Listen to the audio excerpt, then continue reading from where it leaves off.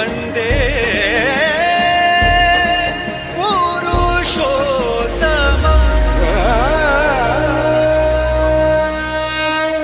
परम दयाल परम प्रेममय श्री श्री ठाकुर चरण मोर प्रणाम। जगत जननी श्री श्री बड़मा चरण मोर प्रणाम। परम पूज्यपाद श्री श्री बरदा चरण मोर प्रणाम। परम पूज्यपाद श्री श्री आचार्य देव चरण मोर प्रणाम। यही वीडियो देखुवा समस्त गुरु भाई और माँ मान आंतरिक राव और जय गुण निवेदन करे। आज भिडियो आम जानिबा नाम जपर गुरुत्व एवं जड़े साधकर जीवन में आसुवा बाधाविघ्न विषय बहुत सुंदर भाव में आम भिडियो आज जानिबा किपरि निरंतर नाम जप करने द्वारा जड़े मनीषर जीवन बदली जाए। जदि नाम जप अभ्यास रे परिणत हो जाए तेबे चमत्कार निश्चय घटे। नाम जपर एक एमिति रहस्य अछि जहा आपणक जीवन बदलाई देव। नाम जपर अभ्यास एमिति हेबा दरकार जेपरि ताहा गोटे मुहूर्त भी पाई न अटके। गोटे गल्प अछि जड़े शिष्य शौच समय मध्य नाम जप करुले। जेतेबेले लोक माने एहाकु विरोध कले से कहिले कि मु निजको अटकाई पारिबी किंतु हृदय रे चालुथुवा नाम को अटकाइबा मो बसरे नाही। यह ही हेउछि प्रकृत भक्ति। जेतेबेले भगवानंको नाम आमर प्रतिटी निश्वास रे मिसी जाए सेतेबेले आमे सेही सतनाम को मनन करिवार केबे भी आमे भूली जाई परिबा नाही। श्री श्री ठाकुर सावधान करी कहिसंती जे आपण जेतेबेले भजन रे मग्न हुंती सेतेबेले माया आपणको प्रलोभन एवं भय देखेबाकू चेष्टा करे। केतेबेले धन संपत्तिर लोभ तो केतेबेले मान सम्मानर अहंकार आसी थाए। एपरिकी बड़ बड़ सिद्धि एवं देवता माने मध्य आपणको स्वर्गर सुख देखाई भगवानंको पथरु दूरेई देबाकू चेष्टा करंती किंतु जड़े प्रकृत साधक सेही सबु सुख को तुच्छ मन करी केवल निज इष्टंक नाम ही मजी रहे। जेतेबेले भगवान देखंती जे आपण सबु प्रकार बाधा सत्वे केवल तांकु ही चाहंती सेतेबेले से निजे आसी आपण को दर्शन दियंती।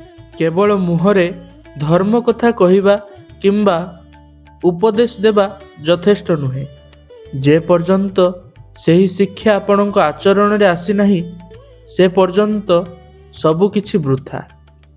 ठीक जेमिति युधिष्ठिर गुरुंको माड़ खाई मध्य रागी थिले नाही एवं सेतेबेले जाई कहिथिले कि मु एबे क्रोध न करिबा शिक्षाटी शिखि जाइछि।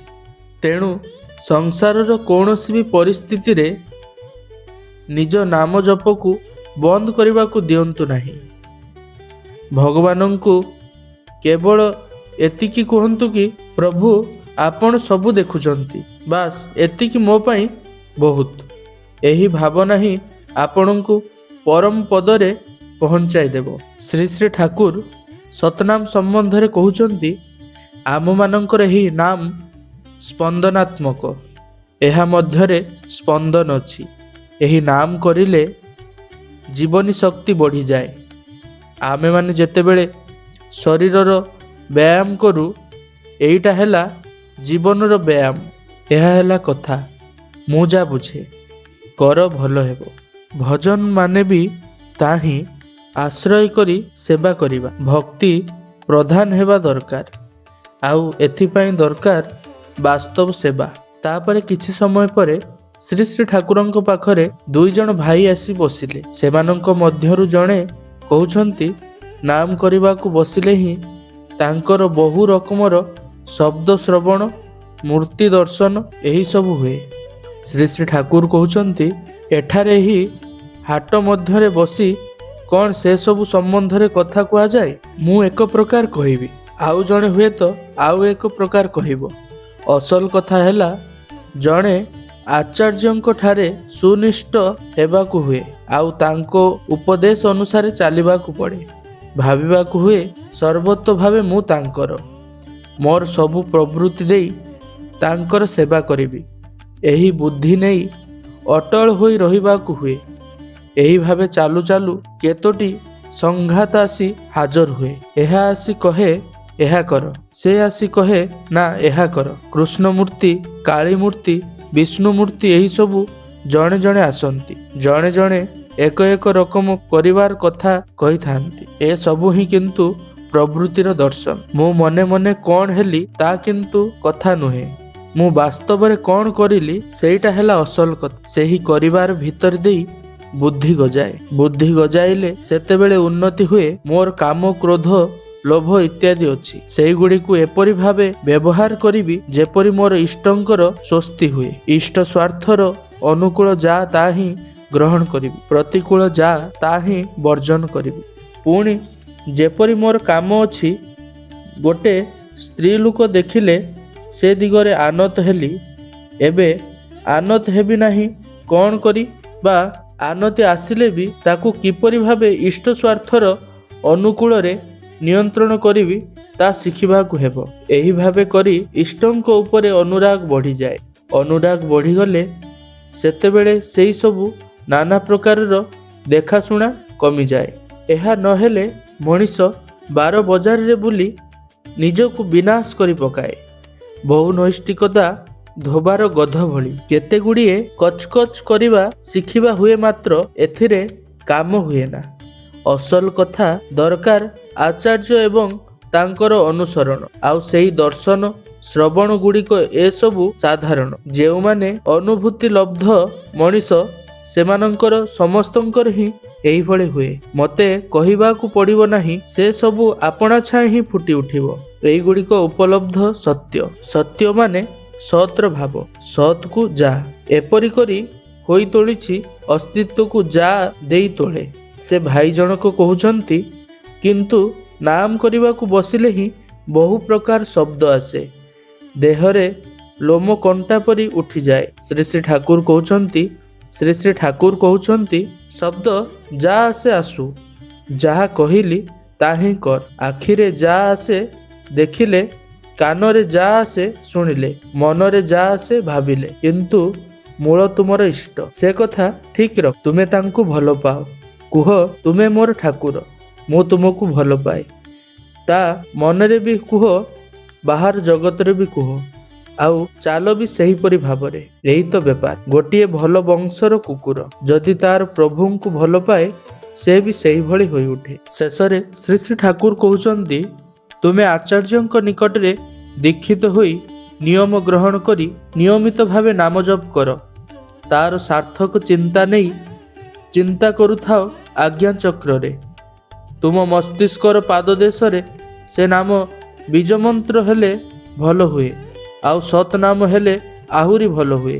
ସତ୍ ନାମ ମାନେ ହିଁ ହେଉଛି, ଯେ ଶବ୍ଦ ନେଇ ସତ୍ୱକୁ ଅଲୋଡ଼ିତ କରୁଥିଲେ, ଅର୍ଥାତ୍ ଜପ କରୁଥିଲେ, ତାର ଅର୍ଥ ଚିନ୍ତା ସହ ସେହି ଶବ୍ଦର ଅନୁପ୍ରସୁ ଏକ ପ୍ରକାର କମ୍ପନ ସୃଷ୍ଟି କରେ ବୈଧାନିକ ସଂସ୍ଥିତି ସହିତ ମନରେ।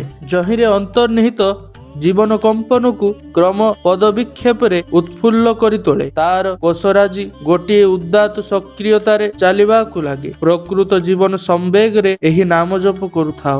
ତାର କୋଷରାଜି ଗୋଟିଏ ଉଦାତ୍ତ ସକ୍ରିୟତାରେ ଚାଲିବାକୁ ଲାଗେ। ପ୍ରଭୃତ ଜୀବନ ସମ୍ବେଗରେ ଏହି ନାମ ଜପ କରୁଥାଅ। ସଙ୍ଗେ ସଙ୍ଗେ ଗୁରୁ ବା ଇଷ୍ଟଙ୍କ ଠାରେ ସକ୍ରିୟ ସେବା ସମ୍ବେଗ ନେଇ ଯହିଁରେ ଅନୁରାଗ ବଢ଼େ। ଏ ପ୍ରକାର ଧରଣ ମାଧ୍ୟମରେ ଚିନ୍ତା ଓ ଚାରିତ୍ର ଚର୍ଚ୍ଚା କରୁଥାଅ। ଉପଯୁକ୍ତ ଜୀବନ ବୃଦ୍ଧିଦ ଶରୀର ଚର୍ଚ୍ଚା ସହକାରେ।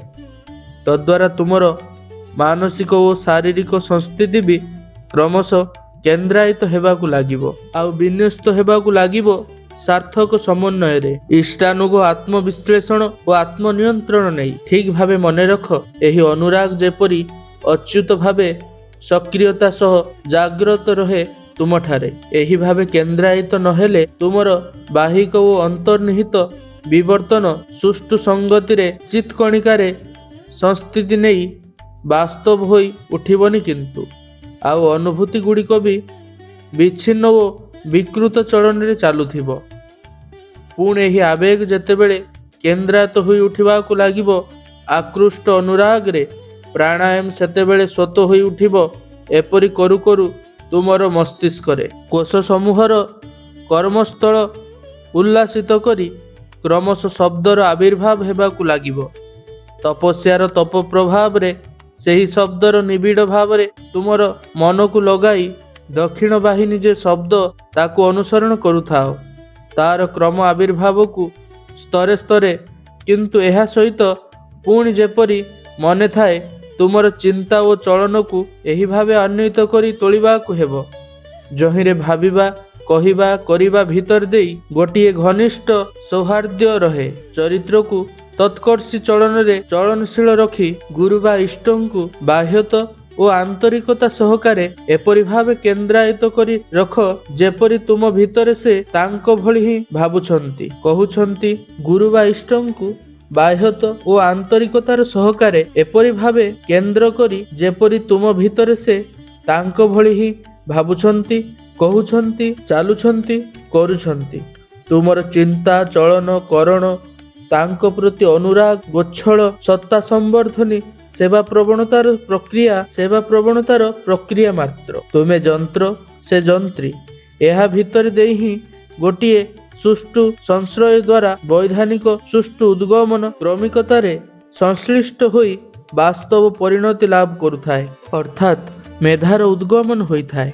ଆଉ ଏହି ଶବ୍ଦ ଅନୁସରଣ ସମୟରେ ମନରେ ଭାବ ତୁମର ଇଷ୍ଟଙ୍କର ଶବ୍ଦାୟିତ ମୂର୍ତ୍ତିକୁ ହିଁ ଅନୁସରଣ କରୁଛ, ଗୋଟିଏ ଅନୁସନ୍ଧି ଆବେଗ ନେଇ। ଏପରି କରୁ କରୁ ତୁମର ଅନ୍ତର୍ନିହିତ ମସ୍ତିଷ୍କ ଓ ତଦନୁପାତିକ ଶାରୀରିକ କୋଷଗୁଡ଼ିକ ଏପରି ସମ୍ବନ୍ଧ ହୋଇ ଉଠିବାକୁ ଲାଗିବ ଯେ ଯଦ୍ୱାରା ତୁମେ ସୂକ୍ଷ୍ମତମ ସମ୍ବେଦନ ଓ ଧୃତି ଯାହା କିଛି ତୁମ ଭିତରେ ଆବିର୍ଭୂତ ହୁଏ ତାର ବୋଧ କରିପାରିବ, ବୁଝିପାରିବ ଏବଂ ଧରିପାରିବ। ଆଉ ଆବିର୍ଭୂତ ହେବ ଅନେକ ତତ୍ତ୍ୱ ଯେଉଁଥିରେ ତୁମର ପ୍ରତ୍ୟୟ ଓ ପ୍ରଣିଧାନ ସୁଷ୍ଠୁ ଓ ସମୃଦ୍ଧ ହୋଇ ପର୍ଯ୍ୟାୟକ୍ରମେ ଉନ୍ନତି ହେବାକୁ ଲାଗିବ।